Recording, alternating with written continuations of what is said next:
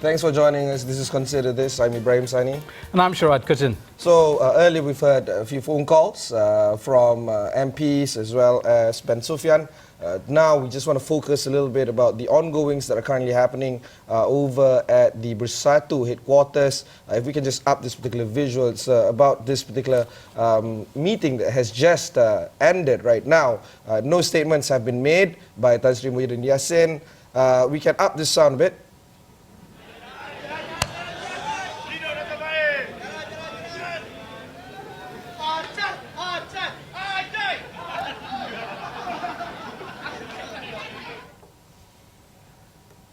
So the ongoings are currently still taking place. Tan Sri Muhyiddin might issue a comment. We don't know the build-up of Bersatu. Is it still Bersatu or it has been berpecah? Here to discuss this and more is, of course, our expert, not just from terms of legality aspect, but of course commentator on the political scene, Faisal Moideen. He's the lawyer managing partner of Moideen and Max. Faisal, thanks again for coming all the way to our studio. It's very late into the evening. Let's break down into what you have seen so far through the day and what you think will happen tomorrow. I think the first thing that will happen right now is that we all need to catch our breath. It has been a roller coaster 24 hours. I think yesterday we saw there was not much information that has arrived for the public consumption, so the public basically didn't know what was going on. And today, if you ask me, honestly, I do not think there has been that much information as well, other than the fact that the Prime Minister has resigned and has since been reappointed as the interim, as the interim Prime Minister. And there are now allegations of various factions, treachery, so on and so forth. We have yet to hear anything from Tun Mahathir on this point. There were allegations about meeting that has happened with Tun Mahathir and what was said during that meeting. So we have not heard anything concrete at this point, but now the allegations are ongoing. So I think we need to catch our breath first. Tomorrow will be a much more interesting day. I mean, as a lawyer, I mean, one of the things that have been said, Faisal, is that this is an unprecedented moment in Malaysian constitutional history. We have an interim prime minister. We've never had one as such. And so the question is the lack of a kind of end term for this. I mean, in some sense, Tun Mahathir can go on forever, potentially, as interim prime minister. I mean, is that something that concerns you? Well, I think it does, because you're absolutely correct there. Right now, we are on uncharted waters. That's where we are at this point. And usually, if you have an interim prime minister, it is generally after a general election. But this is not the case here. And usually, you would have a situation like this where ruling prime minister has lost majority. Then what will happen? Either that prime minister will resign, someone else will take over, or we would have a general election. But again, that's not the case here. Tun Mahathir resigned with full support. In fact, until today, all the parties are saying they support Tun Mahathir. Yet he has resigned and he is now the interim prime minister. Now, my concern arises mainly from this fact. I think Prof. Sharaad today wrote an article in The Star, which I was reading on the way here. He was of the view that in the event that a coalition cannot be cobbled up, then perhaps a fresh election can be called. I'm not so sure in instances of an interim government, because the provision of the Constitution, Article 43.2, speaks about appointment of Article 43.2 speaks about appointment of the Prime Minister. Now, once he is appointed, it has to be someone who commands the confidence of the House. Now, where he doesn't command the confidence of the House, and he is now, at this point, an interim Prime Minister, my concern is whether or not this interim Prime Minister can carry out the function such as requesting for a snap election. Yeah. So I mean, whether he can go to the Agong and say, please AWANI dissolve, fresh election. dissolve Parliament and let's call So the for whole day elections. today we've been talking about 43 Yes. too. Here to discuss this and more is Lim Wee Jiet. He's the Secretary General of Hakam, or National Human Rights Society. Wee Jiet, what do you think of this particular provision that has again been discussed throughout the station the whole day, as well as including this evening? Do you consider this to be an important element to examine, whether or not we can actually interpret this as such, or is there another element to this? It has, again, has never been tested before. I think an interim prime minister is something that is permitted by the constitution. I think it was very wise for the Yang di-Pertuan Agong to appoint an interim prime minister. Having said that, interim prime minister shouldn't make major policy decisions. They should steady the ship, but they should not chart any drastic change in direction.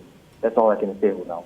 When you say should, are you reaching to just common sense, Wee Jiet? Are you talking about convention? What exactly is this should coming, or where exactly is your should coming from?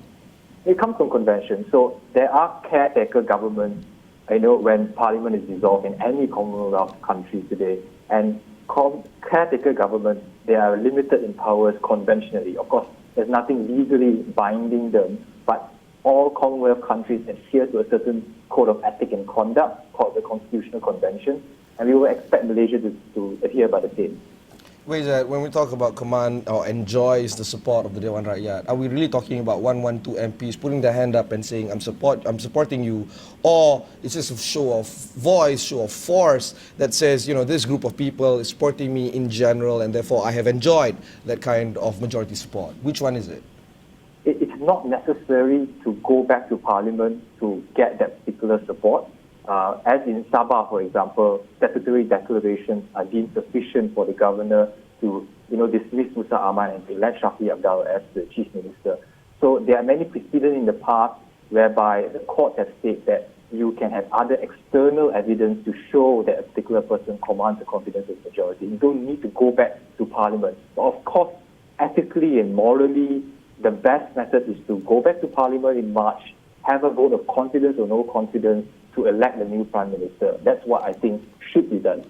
This is very interesting because the statutory declaration, I think, is a word that everybody, or expression everybody should know by now. What we've heard of, or it seems to suggest that sometimes an MP might have signed two statutory declarations, so there were two SD. So the question of the weight of an SD now is somewhat diminished by the reality of MPs signing more than one SD. What do you make of that? Well, I think ultimately it's up to the wisdom of the Yang di-Pertuan Agong. You should really scrutinize those SDs. You could probably call that particular person to confirm that he is indeed supporting person A and not person B. I think it all goes back to the wisdom of the Yang di-Pertuan Agong. That's how our constitution was designed, to give the royalty that kind of discretion to choose who he believes commands confidence of the majority of the House. We have to wrap you up. Thanks very much for joining us. That was Lim My Wee pleasure. Jiet, the Sec Gen of Hakam, National Human Rights Society. Faisal, what do you think of that particular statement? Well, by and large, I agree. But again, when you asked me earlier about concern, and I think Jiet said the same thing. He said an interim prime minister should not make major decision. Is dissolving parliament a major decision? It is. It's the Then if major it is- decision ever. If it is, then the question right now is whether or not Tun Mahathir, as an interim prime minister, if a coalition could not be cobbled up, has the right to ask the YDPA to dissolve a parliament which he now controls only by way as an interim prime Well, minister. I think, just to clarify, I think Wee Jiet meant policy decisions, not a procedural one. So when he calls and asks the Agong for the dissolution of parliament, it's a procedural call, and it's one that will resolve the problem. To say that the Prime Minister can't ask the Agong to dissolve Parliament Interim when he Prime can't, Minister. the interim Prime Minister, would be to handcuff him and make him unable to move forward. Well, no, I don't agree in that sense. I think, well, Prof. Sharaad is of the view that that is possible.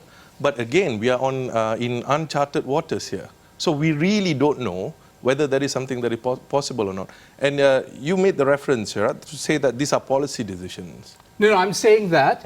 Wee Jiet was saying that he shouldn't be making major policy decisions, but what you were referring to when you call for dissolution of Parliament is a procedural issue. Yes, but again, this is about dissolving the parliament. You know, I think there could not be any bigger issue than dissolving a parliament, which was a mandate given by the people. Now, this is why it's peculiar, because Tun Mahathir could have gone to Yang di-Pertuan Agong today and but the interim Prime Minister does not get his mandate from the general election. The general election gave a mandate to the Pakatan Harapan government. Which is non-existent. Yeah, well, and the interim Prime Minister today gets his mandate from Yang di-Pertuan Agong, right? Yes. So it's a very different kind of situation, isn't it? Yes, but the government that was given the mandate by the people is no more. You see, so I understand where you're coming from, but herein lies the difficulty. It's uncharted waters. The government that was given mandate by the people is no more. Then now there is a question, an interim Prime Minister who hasn't lost support, but became an interim Prime Minister arising out of his resignation, whether or not he still commands that authority to go and ask for dissolution of the parliament if a coalition cannot be cobbled up. Now, it is interesting because if you look at the situation, what happens normally is that after a general election, if a coalition cannot be cobbled up, a minority government may be appointed. So I wonder whether this could be one of those situations where a minority government would come in place. And again, today I was reading about, after the resignation of the Prime Minister, I think some of the news portals said there's now a minority government. There's none. Actually, there's no government. The moment the Prime Minister tenders his resignation, the entire cabinet is dismissed with him, since Yang di-Pertuan Agong has accepted the resignation. But again, I agree, Yang di-Pertuan Agong was very wise in appointing Tun Mahathir as the interim Prime Minister, because of course in the interim we need the leaders. But now the question is, if a coalition cannot be cobbled up, give it time. In Belgium we have seen 541 days. In Netherlands we have seen X number of days being taken just to cobble up a coalition. In some of the Western democracies, we don't really see a formal coalition. But if it cannot be cobbled up, after all that, what happens? That's my question. Well, cobbling together a coalition is a political act. Do you think the Prime Minister would have done better by the Malaysian people to have, in fact, called for the Agong to dissolve Parliament, go back, fresh elections, find out the strength of the various parties before the next stage of Malaysia's development as a democracy proceeded? Do you think that would have been a better solution? That would have been a more definitive solution. Then we wouldn't be in a state of limbo. We wouldn't be guessing. We wouldn't be asking what are the powers of an interim Prime Minister. We wouldn't be wondering what kind of coalition that will be hammered up. Now, here's the question. I mean, I look back at the comments by YB Fahmi Fazil, for example. He's talking about reforms. Reform is very catchy, a catchphrase, right? But what is it really? Now, are you telling me that if PKR, for example, today, and DAP is able to form a coalition with UMNO, they wouldn't do it? I mean, these are the questions, these are the options that we have no say in. As the Rakyat, we have no say in, and we are leaving it in the hands of the politician. So to answer your question, yes, if Tun Mahathir were to have requested for a dissolution, and of course I say this with due deference to Yang di-Pertuan Agong's power under Article 42, where he can refuse such a dissolution. I say this with due deference to that. But if it was requested and it was granted, then we would have a more definitive answer, and perhaps much more quickly than trying to hope that the coalition, one, will be cobbled up, and two, what kind of level of happiness are you think that the people are going to have if they see the coalition doesn't really fit into their perhaps reform agenda? You know, Right. so there are many issues here. Look, there's viewers right now at home wondering the same questions that we are all asking right now. What can we do? There's 30 million of us, and certainly we are stronger than 222 people that are currently residing Dewan Rakyat. What can I do right now to make it work for me and the 29 million others like me? I think there's some NGOs which have already issued statements saying that perhaps an election should be called. We don't know whether the politician will take heed to that, because this is what will happen. If an election is called, the coalition that we see right now, even whatever fragments that we have right now, may not remain the same. People will realign, the politicians will realign, and will perhaps come up with a new coalition for the election. Do you think this is part of Malaysia's political education? That we've had 60 years of authoritarian rule, fairly stable coalitions that are permanent in nature, like the Barisan National Alliance before that, that today Malaysia is entering a new norm when it comes to democracy. We're having to learn as a people that perhaps there's going to be a lot more fluidity, and we're going to have to make our choices based on that new fact. Well, if we talk about democracy, then we have to be prepared for things like this. It will happen. But again, I go back to the question of, do we want this to happen frequently? Now, we have to look back at evolution of history in terms of why are we here at this state today. You know, the main problem, if you were to ask me, is that we condone crossovers. Now, people talk about Pakatan Harapan keeping its form, mandate from the people. But Pakatan Harapan, soon after it won the election, has practically almost lost that shape they were before that election. They said, this is us before the election, give us the mandate. After the election, they became something else. But was it dramatically different in your view? Well, it's not dramatically different, but of course you see people from the previous government joining into the Pakatan Harapan. Now these are things... The untainted members of the previous generation. Well, again, that's Bersatu. relative. Let me be frank here. I mean, they didn't enter Amanah, they didn't enter DAP, they didn't enter PKR, they entered Bersatu. Bersatu started off in the teens, in the representative. Somehow or other, they grew to 26 by today. So it's actually Bersatu that is been... Well, I'm not sure about the status of Saleh Kerouac, though, whether he actually entered PKR or not. There was some issue, some concern that he may have. But there was just radio silence. We heard nothing about it since, and we have not heard from Saleh Kerouac as well. So I think, while you are right, but it's also a question that we have to look at and look at it pragmatically, because the politicians, at the end of the day, they will just be concerned about their numbers. But what is it that we must do? That is what I think is important. I don't know how to answer you when you say what is it that we must do today. Yeah. Perhaps we can voice our concern and get the politicians to get their act together, come up with a workable coalition and move on. But Jiet just now mentioned about Sabah, of how the quarrel between past and present chief ministers has happened in 2018. There's also Perak that happened a few years ago in the previous parliament, the 13th parliament. From these two examples, yeah, I kind of agree with you that we're condoning, party hoppers and many others. Would the reform agenda that people like Fahmi Fazil, many others are trying to push forward, must include issues like party hopping? Is this something that we really have to examine in order for us to avoid this from happening in the future? Well, we should, but whether we will, I doubt it, because I think if you were to ask me, the Perak incident started off actually not in 2009, it started off in 2008, when Dato' Sri Anwar Ibrahim, for example, said that he had 30 MPs from BN ready to cross over, and he was saying that the Barisan National Government at that time should not stop the change of government from happening. That's a crossover.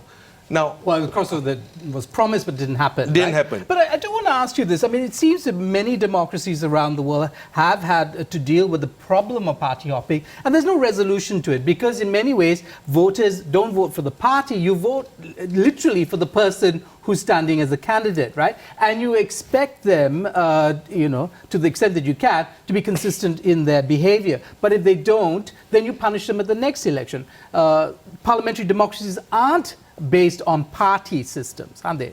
Well, ideally they shouldn't, but can we seriously say in Malaysia, for example, it is not based on party system? Because always when we vote here, we vote based on the party. We want to give a particular party that we support the win. So really the candidates don't matter. We have MP for Logu Burn. I don't know whether you remember. Yeah, Kelana Jaya. He was appointed. He was elected. Because he had a great video, correct? So again, I think at the end of the day, politicians are the way they are because we allow them to be. So if we were to talk about what we want from our politicians, then yes, you are right, we have to educate our voters, and we must not condone the politicians who misbehave. I think that's very important, because ultimately they are supposed to serve the people, not serve their political interests, not serve their political survival. So I think we have to get this right. And today what we are seeing is precisely that. Mac, I agree with you. There's not one thing that I disagree with you. And I thought The public has done that in the 14th general election. This guy I don't like, vote him out. That guy I don't like, I vote him out. And then we have this. How do we, achieve the aspirations that you just said? Because I thought we did enough. Well, I think what we need to do, and this is where I would agree with Sharaad here, he's saying that in mature democracy, you should vote for the candidate. That's exactly what we should do.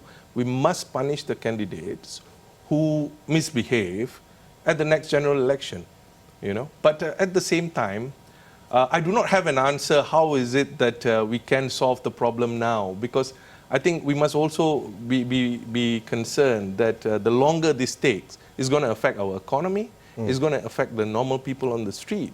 From the legal aspect. Yeah, but look, mature democracies produce all kinds of hideous results. Donald Trump, Boris Johnson, just to name a few. Well, depending on which side of the fence you are. I do want to ask you though, what are the lessons that we should learn from this? If there's no, simple doing something at this point in time, what should the general populace learn from this particular crisis? Well, I think what we should learn from from this crisis is that we must hold all of our politicians to the same standard.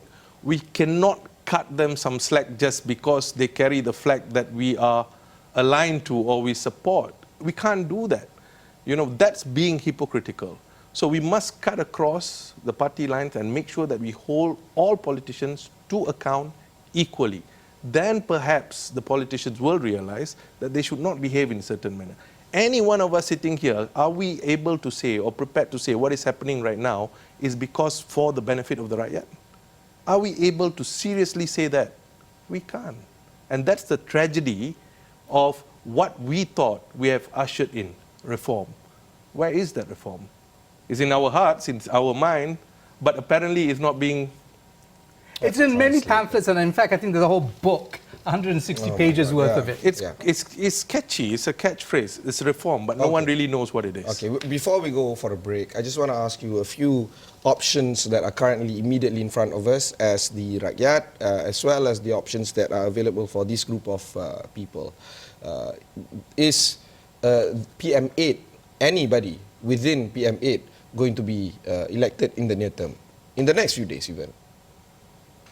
Honestly, I don't know, because we have seen examples from countries like the UK, we have seen examples from Germany, we have seen examples from Netherlands, we have seen examples from Belgium. It could take 2 days, it could take 5 days, it could take 5 months. But how long do we wait? Can we afford to wait? That's the bigger question, I think. And unfortunately, I apologize. For that, I have no answer. How long it will take, that is something that the politicians must answer. But are they prepared to answer, having put us in this situation in the first place? Of course not. They're pretty silent the past few days. That's the worst Exactly. part. That was our conversation with Faisal Moideen, the lawyer and managing partner of Moideen & Max. After this, we're going to have Bridget Welsh as well as Ibrahim on this show. Don't go anywhere.